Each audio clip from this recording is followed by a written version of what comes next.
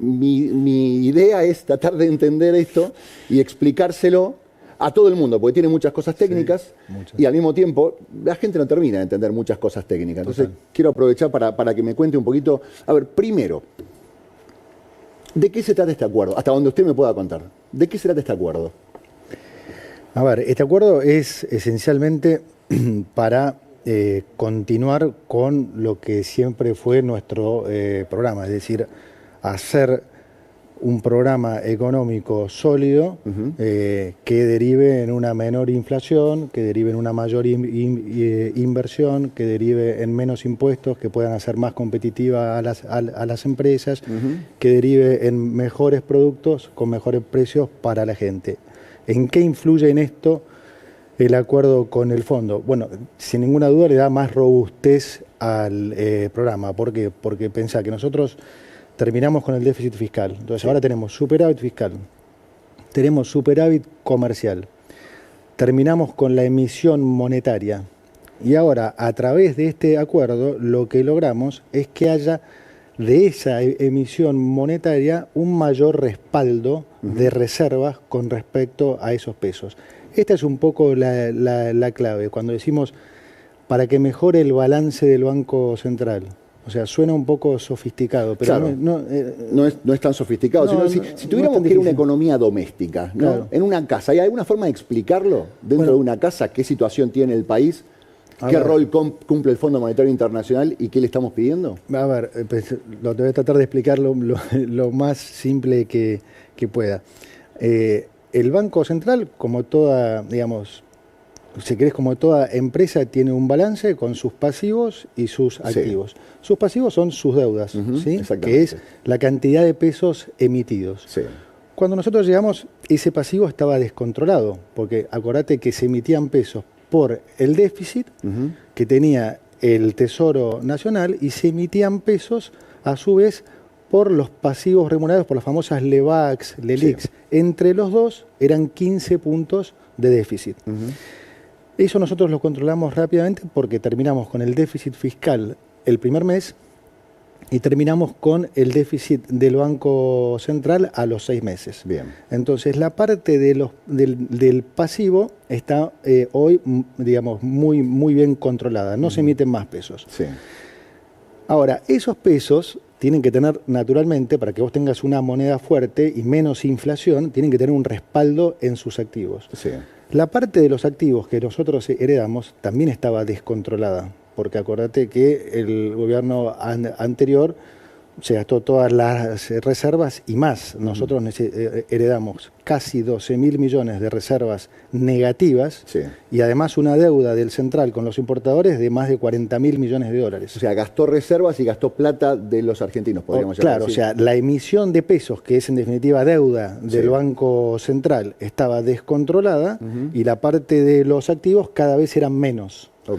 Ahora, pasamos a controlar la parte de las deudas, porque no se emitieron más pesos, y la parte del activo lo hemos venido reconstruyendo paulatinamente durante el 2024. Acordate que a pesar de que muchos digan que el tipo de cambio estaba atrasado, el Banco Central compró más de 20.000 millones de dólares, que es un récord histórico.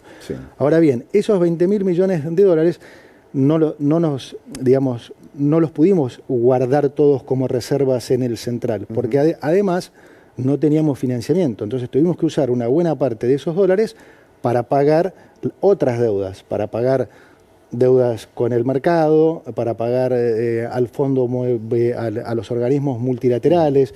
Entonces tuvimos que pagar muchas de esas deudas. Entonces, en el activo del Banco Central todavía sigue siendo un activo flojo, que teníamos dos alternativas: seguir recomponiéndolo paulatinamente, como lo hicimos durante el 2024 con el Banco Central comprando reservas, o llegar a un acuerdo con el fondo que nos diera, digamos, nuevos fondos frescos para mejorar ese activo del Banco Central. ¿Y por qué es importante mejorar ese activo del Banco Central? Porque esas son las reservas que respaldan los pesos. Entonces, naturalmente, si vos tenés reservas, mayores reservas y más sólidas, más respaldado van a estar tus pesos. Entonces, eso se traduce en menos inflación para la gente. No, para la gente, para los economistas, para los periodistas, hay una explicación. Para la gente se va a ver en esto, digamos, este préstamo, ¿es un préstamo, es un crédito, es una reformulación de créditos anteriores? ¿De qué se trata? Claro, implica, es buena la pregunta porque vale la aclaración. Implica nuevos fondos, no implica más deuda. Y alguno dirá, pero ¿cómo? Si es nuevos fondos, ¿cómo no implica más deuda? Esto? Bueno, por lo que te decía antes, en el activo del Banco Central, hoy, ¿qué tiene respaldando esos pesos? Tiene unos bonos del Tesoro que se llaman letras intransferibles, que algunos dirían que son papelitos de colores. Sí.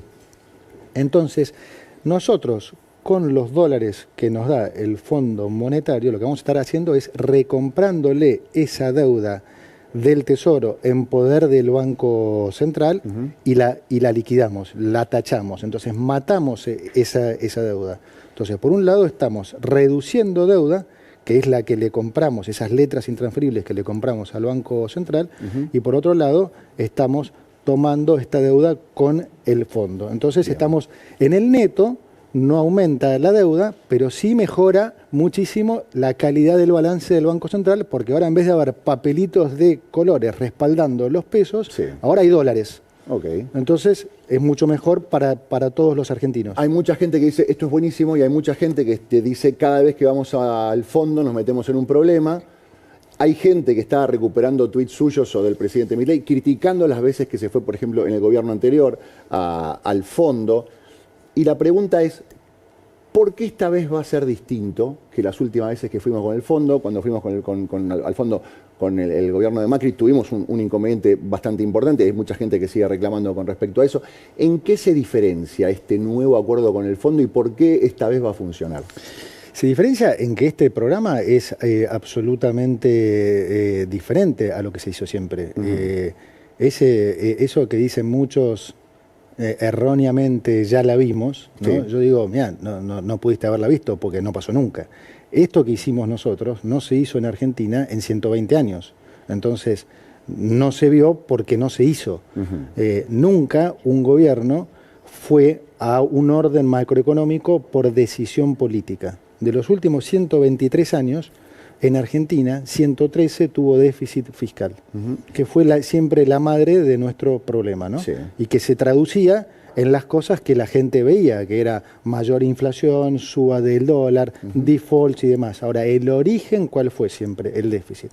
Este fue el único gobierno que sin ir a una crisis, no solo sin ir a una crisis, sino evitándola, atacó el problema de raíz y terminó con el déficit fiscal. Entonces, la realidad, para ponerlo en términos simples, yo es como que digo siempre, pongo el ejemplo de un mal y un buen alumno. Hay mucha gente que se comió el cuento que Argentina nos fue mal por 120 y pico de años por factores externos, por complots, por cosas, digamos, ajenas a nosotros. A Argentina le fue mal durante 120 años porque hizo las cosas mal, porque era un mal alumno. Porque como dije antes, en el 90% de los años tuvo déficit. Y cuando no lo tuvo, no fue por decisión política, sino porque venía de una crisis y la crisis hizo el ajuste, o porque vendía las joyas de la abuela, o porque subía infinitamente impuestos, digamos. Nosotros estamos haciendo algo, lo opuesto a lo que se hizo en los últimos 120 años. Redujimos el déficit a cero, estamos en superávit, pero no subiendo impuestos, sino reduciendo el gasto. Y eso nos permitió bajar impuestos. Es decir, estamos deshaciendo todo ese círculo vicioso que llevó a Argentina a tener mayor pobreza, precios mucho más altos, empresas no competitivas, un dólar que se multiplicó por 1.200 en los últimos 25 años, por 80 en los últimos 8 años, para los que piden devaluación, digo, quieren seguir devaluando, o sea, devaluamos el récord mundial de devaluación y estamos peor que nunca. Sí, por supuesto que sí. Ministro, ahora no, estábamos, digo. Usted plantea esta cuestión es otra Argentina, es otro plan, es otra idea económica. Sí. Es el mismo fondo. Mucha gente dice, el fondo nos va a pedir un montón de cosas, el fondo nunca te da las cosas sin nada a cambio, se van a querer meter en los impuestos, se van a querer meter en la edad jubilatoria, se van a querer meter en la cotización del dólar, nos van a obligar a devaluar, nos van a limitar, le van a limitar a usted y a su equipo económico las decisiones que tomen. ¿Qué pasa con el fondo? Ya me explicó que desde este lado la cosa es distinta. Sí, totalmente. Del lado de enfrente, ¿la cosa sigue igual o es distinta? No, es totalmente distinta. De hecho, voy a permitirme una infidencia, pero en la última reunión que tuvimos, esa que tuiteó Gita Gopinak, dijo, ojalá tuviéramos más países como Argentina, porque ustedes, o sea, nosotros pensá que nos pusimos metas más desafiantes que el fondo y además las sobrecumplimos. O sea, eso al fondo no le pasó nunca. Entonces, el fondo con Argentina está en shock, porque por todo lo que hicimos, porque no se esperaba nunca eso, y por cómo resultó, porque ellos, la realidad es que cuando a principio de año, cuando nosotros les contábamos, porque esto acordate que yo lo expliqué desde el día 1, y cuando se los contábamos a ellos también tenían sus dudas, como tenían mucha gente. Van a decir, ¿cómo vas a hacer para ir a déficit cero? ¿Cómo van a hacer si tenés tasa de interés real negativa, o sea, una tasa de interés más baja que la inflación? ¿Se te va a ir el dólar al demonio? No, no se nos va a ir el dólar al demonio, porque vamos a hacer un instrumento financiero que es el BOPREAL, que nos va a ayudar a controlar la suba del dólar, que nos va a permitir eliminar pesos y nos va a permitir solucionar el problema comercial. Después pensaban, bueno, pero ¿será que van a tener que devaluar igualmente porque la inflación va a bajar rápido? Sí, la inflación bajó más rápido de lo que todo el mundo pensaba también. Después se pensaba que iba a ser a costa de una recesión infinita.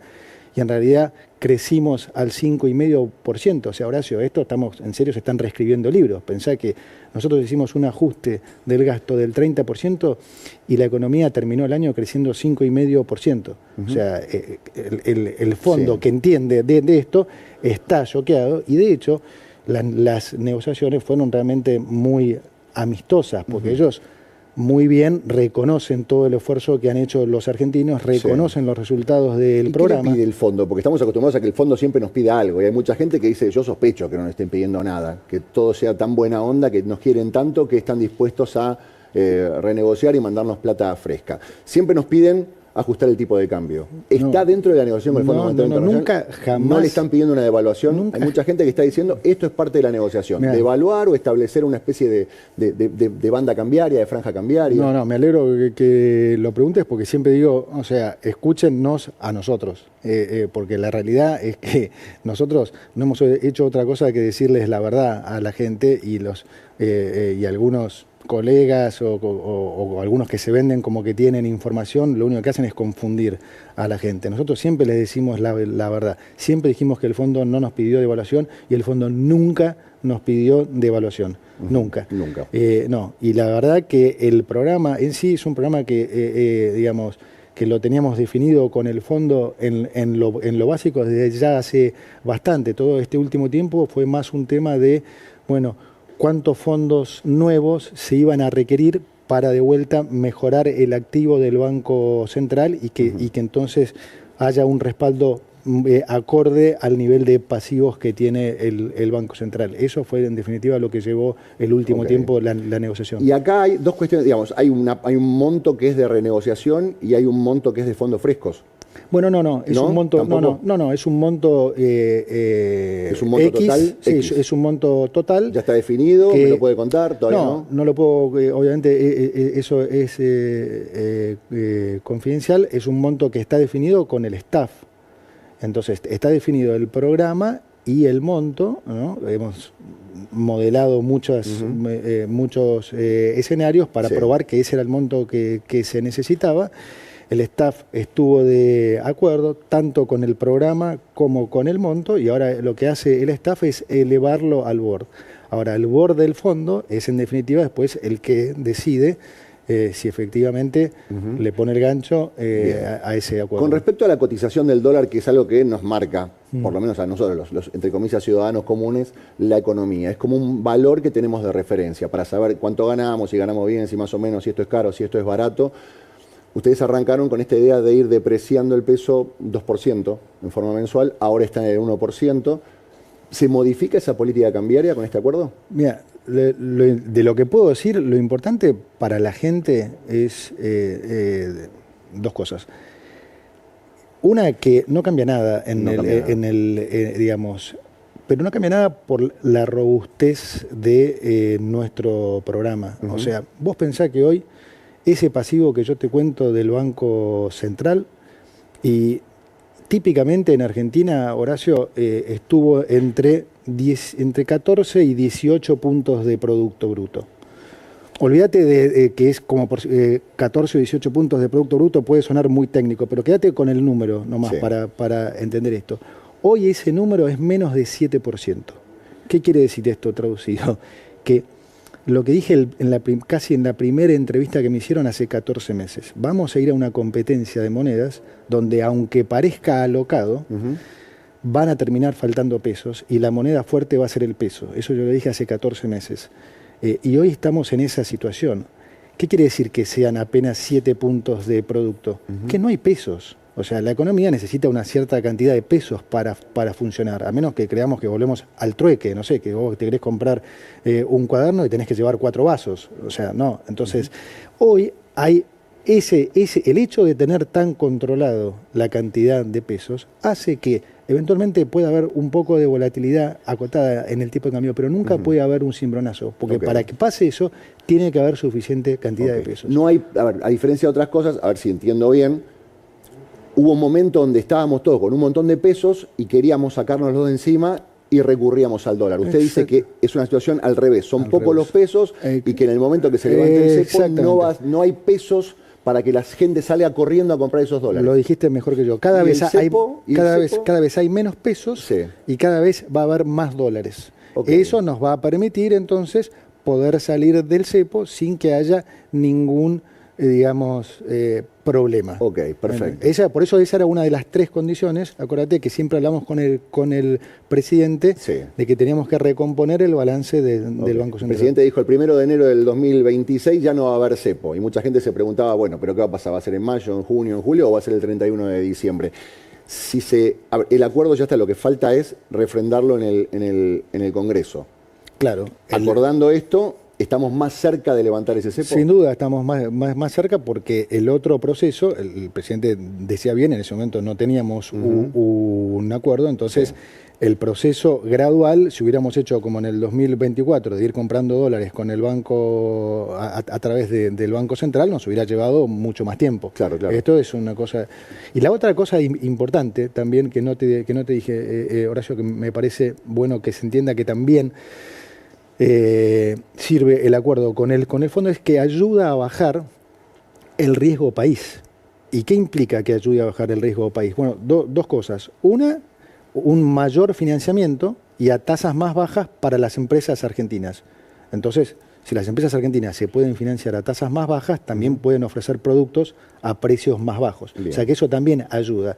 Y la otra cosa es que al bajar el riesgo país, también nos permite a nosotros poder refinanciar los vencimientos de capital. Entonces, eso es clave porque si nosotros podemos refinanciar los vencimientos de capital, que es lo normal, lo que hacen todos los países del mundo, pero nosotros no, porque no tenemos financiamiento, entonces esas reservas que nosotros tenemos en el central no se van. Entonces siguen respaldando estos pesos, que además ya no emitimos más. Si nosotros no tuviéramos que hacer, si no pudiéramos hacer refinanciamiento del capital de la deuda, pasaría lo que pasó durante el 2024, que por más que compremos reservas, se nos van por pagos de deuda. Si podemos refinanciarlo, entonces estas reservas se mantienen en el central y siguen respaldando nuestros pesos, lo que hace de vuelta que cada vez la moneda sea más fuerte y que la inflación sea más baja. Muchos dicen que el peso está tan fuerte o que se pasaron de rosca con la fortaleza del peso y hace que estemos caros en dólares, ¿no? Y que algunos rubros pierdan competitividad. Por un lado aumenta la capacidad de compra en dólares, pero al mismo tiempo muchas de las cosas que compramos uno ve que están caras en dólares. No hace falta más que googlear y ver cuánto cuestan algunas cosas en Chile, en Paraguay, en Uruguay, en Brasil, y en dólares estamos más caros. Y mucha gente dice, esto hay que resolverlo con una devaluación. Usted bien dijo, si las cosas en Argentina se resolvieran con devaluación, seríamos los campeones del mundo mundial, porque hemos devaluado de 1 a 1 a 1 a 1200. ¿Hay un problema de competitividad con el peso tan fuerte? No hay un problema de competitividad, hay un problema de estructura económica, hay un problema de impuestos y de competencia. ¿Cuál fue el modelo argentino exacerbado en los últimos 20 años? Un déficit, un gasto político fenomenal. Pensá que el nivel de gasto subió de 25 puntos de producto a 42, o sea, casi se duplicó. ¿Cómo se financió una buena parte de esa suba del gasto? Con suba de impuestos. Claro, cuando vos subís tanto los impuestos, las empresas, ¿qué hacen? Obviamente trasladan esa carga impositiva a los precios. Claro. Entonces todos terminan pagando, digamos, o teniendo que comprar bienes caros. Ahora, si vos los hacés competir para que esos bienes no sean tan caros, las empresas que te van a decir, no, pará, vos me subiste todos los impuestos, tenés que protegerme. Entonces terminamos con industrias muy protegidas e impuestos altos. ¿Y eso lo pagó quién? La gente. Sí, claro. Entonces nosotros venimos a dar vuelta a eso. Entonces lo primero que tenés que hacer para poder dar vuelta a todo ese proceso dañino de los últimos 20 años, que es lo que hicimos, bajar el gasto. Primero tenés que reducir el gasto para poder reducir impuestos, sí, para entonces poder hacer competir a las empresas y que entonces ahí sí, con menos impuestos y competencia, puedan ofrecer mejores productos a mejores precios. Ese es el camino. Devaluar, ya está claro que no le sirve a nadie. Devaluar, digamos, lo único que hace es, digamos, ¿y hay margen para bajar los impuestos? Porque el año pasado yo lo entrevisté varias veces al presidente y siempre le preguntaba que la gente pide que le bajen los impuestos y no sienta que le bajen los impuestos. Y el presidente me decía, nosotros bajamos el impuesto más grande y más distorsivo que la inflación. Sí. ¿Hay margen, digamos, el Estado entre lo que recauda y lo que gasta y esta nueva situación económica? ¿El Estado tiene la posibilidad de bajar impuestos? Porque también pasa eso, ¿no? Los impuestos, sí, pero el impuesto también, de impuestos se nutre el Estado para hacer un montón de cosas. Buena pregunta y te voy a decir, a ver, nosotros no solo bajamos el gasto, sino que bajamos impuestos. Bajamos, como bien dice el presidente, el peor de los impuestos, que es el inflacionario, porque es el que más le pega al que menos tiene, pero acordate, eliminamos el impuesto país. Te estoy hablando, Horacio, de un impuesto que recaudó el año pasado 1,5 puntos de producto, o sea, casi 10.000 millones de dólares. Lo eliminamos. Todos decían, no, va a ser imposible. Bueno, claro, lo eliminamos. Eliminamos los aranceles a las economías regionales, le bajamos los aranceles también al campo, eliminamos el impuesto a las transacciones inmobiliarias, bajamos otros aranceles de bienes de capital. O sea, en solo estos 14 meses bajamos ya muchos impuestos. ¿Cómo podemos seguir bajando? Que es la pregunta tuya. Bueno, hay dos formas. En la medida que la economía siga creciendo, eso implica que nosotros empezamos a recibir mayores ingresos, no porque aumentamos impuestos, sino porque la economía crece, entonces empezamos a recaudar más. Pero por otro lado, nosotros no cesamos en la motosierra, seguimos ajustando gastos. Entonces, lo que buscamos es tener cada vez más superávit para poder bajar más impuestos. Entonces, claro que lo vamos a seguir haciendo, es parte de lo que el presidente anunció en su discurso, ¿no? ¿Qué se viene para este año? Reformas estructurales, más desregulaciones, más bajas de impuestos, y todo eso se va a traducir de vuelta para la gente en mayor inversión, mayor empleo, mejores salarios. Okay. O sea, lo que ustedes plantean es, a diferencia de lo que dicen otros, hay que devaluar y hay que ser competitivo con la moneda. Usted lo que dice, hay que bajarle impuestos. El precio tiene que ser competitivo por la carga impositiva y no por distorsionar el valor de la moneda. Obvio. Pasa por ese lado. Claro, o sea, y vos pensás que es un esquema.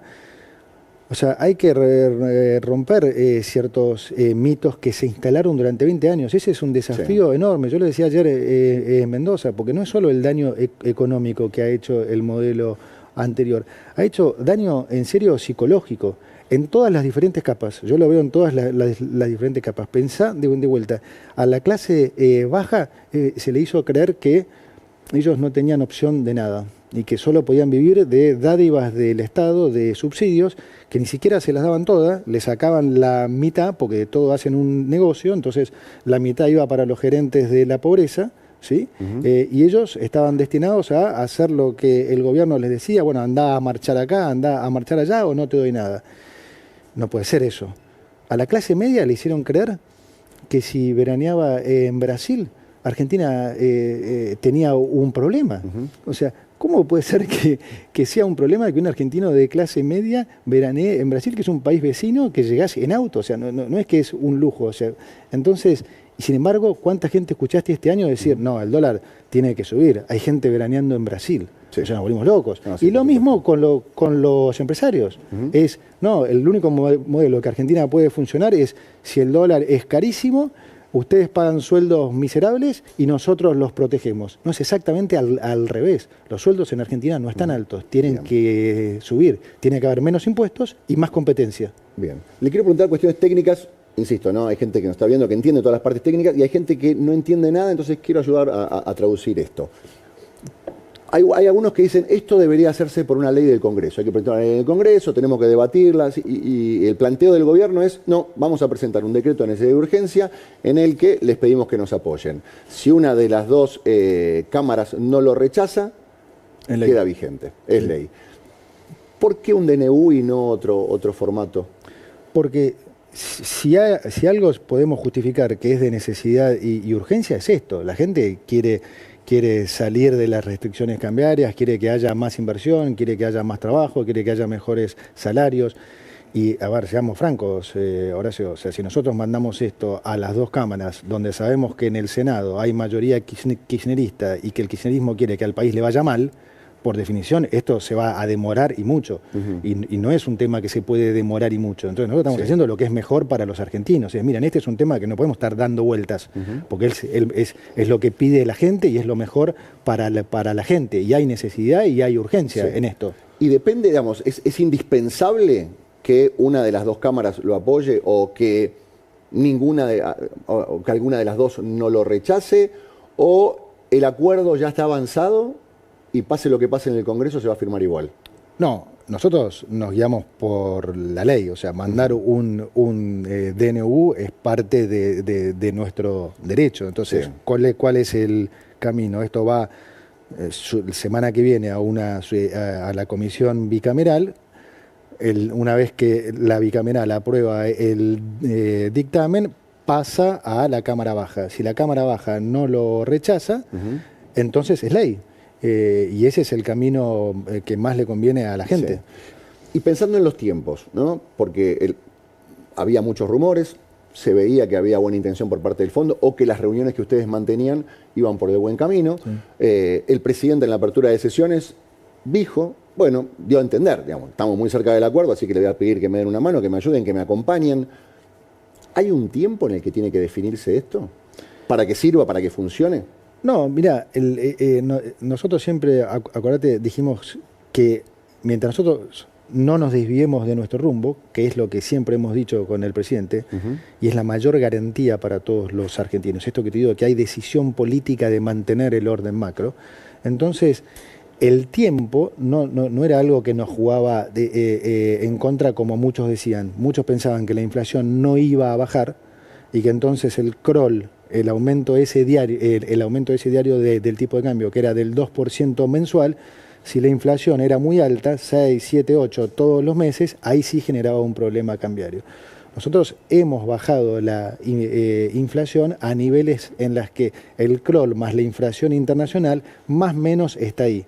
Entonces, por supuesto que es mejor que salga lo antes posible, ¿sí?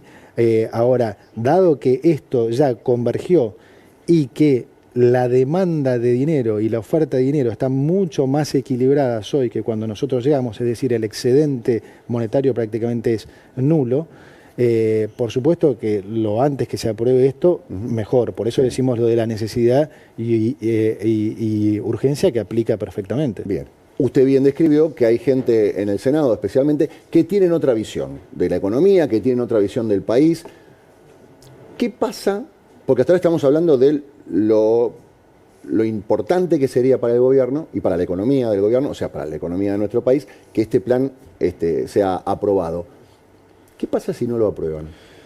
Mira, a ver, yo creo que, o sea, yo respeto que haya digamos, que ellos piensen. Se lo planteo porque es un escenario que puede, digamos, en algún momento le rechazaron algún DNU al presidente, o sea, en la suma de votos es un escenario, puede haber posibilidades más o menos, pero existe la posibilidad de que las dos cámaras lo rechacen. ¿En qué complica la gestión del equipo económico? A ver, yo insisto, entiendo que, digamos, que la oposición pueda tener, o sea, pueda pensar diferente. De hecho, ellos aplicaron recetas diferentes durante 20 años. Es el juego de la democracia, ¿no? Hoy la gente, ¿sí?, votó otra cosa. Nosotros estamos siguiendo un mandato muy fuerte de la gente. Nosotros no vinimos a perpetuarnos en el poder, vinimos a cumplir un mandato. Vos fíjate que, por eso digo, esto no tiene antecedente, ese cuento de ya la vimos no tiene nada que ver. ¿Cuándo un presidente hizo campaña diciendo exactamente lo que iba a hacer?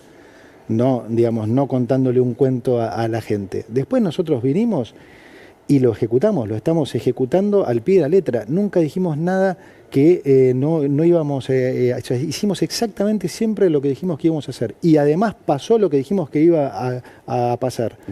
Lo que nos dio además también mucho más credibilidad. Eso nos dio credibilidad con la gente también. Y entonces la gente apoya al gobierno.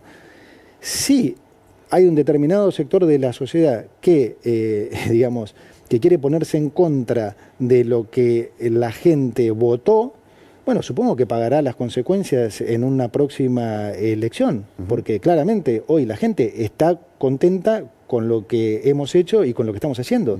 Así que se harán cargo, supongo. Le quiero preguntar con respecto a usted. Hay momentos, imagino yo, que son los momentos donde tiene un poco de tranquilidad. Es un tuitero activo, participa, responde, está desafiante en las últimas épocas.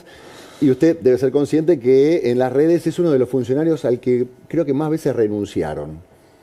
Hay rumores, hay crisis, hay problemas entre el presidente y Caputo, hay problemas entre el presidente Caputo y Sturzenegger.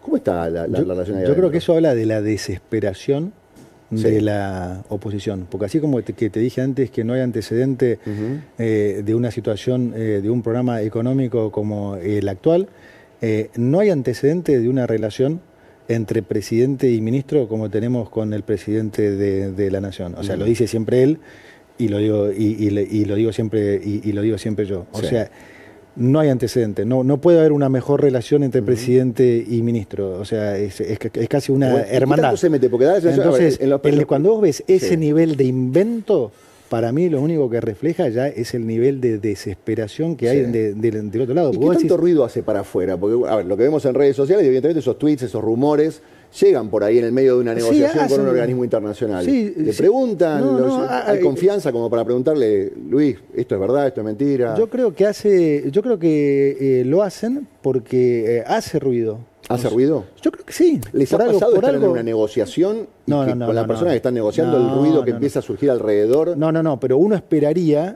que tuviera impacto cero, porque es tan ridículo que cuando vos ya excedes el límite de credibilidad, vos tendés a pensar, bueno, la gente se tiene que dar cuenta que esto es una idiotez sublime, porque el presidente lo único que hace es elogiarnos al equipo económico y demás. La relación es sabido que es, ya te digo, de la mejor que puede haber habido entre un presidente y un ministro. Entonces, cuando vos ves que se dicen cosas así, yo hubiera esperado que tuviera impacto cero. La realidad es que no, y probablemente, como ellos saben que no, por eso lo hacen. Pero lo que te digo de vuelta es, este es un año electoral, vamos a escuchar cualquier cosa, porque además hoy tienen el siguiente problema, Horacio, que es que no pueden atacar lo económico, porque nosotros evitamos una crisis que el mundo entero creía que era inevitable, y hoy Argentina es otro país con lo que era respecto a hace 14 meses. Entonces, desde lo económico no tienen ningún argumento, no pueden atacar nada, entonces tienen que buscar alguna cosa que trate de poner nerviosa a la gente, pero que no puede ser por ese lado. Entonces hay que inventar algo. ¿Y qué inventamos? No sé, lo que sea. Inventar que... Y ahí vienen estas cosas. Pero sí, sería necio si no dijera que mucha gente se lo cree, o alguna, sí, seguro. Clarísimo. Ministro, le agradezco mucho su tiempo. Ha sido muy amable venir a acompañarnos. Espero que no sea la última vez. No. Le agradezco mucho. Gracias. Seguimos